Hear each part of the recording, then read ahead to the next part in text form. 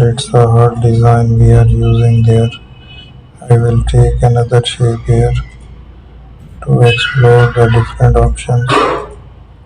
I will take that shapes, keep generating the new designs, explore the different option here, make it a new shape. Let's try that designs, keep making the shapes here. We will take it, it's a sequence of heart shapes. So there we are finding your different designs. Again I will take that shape here with some different designs, structure,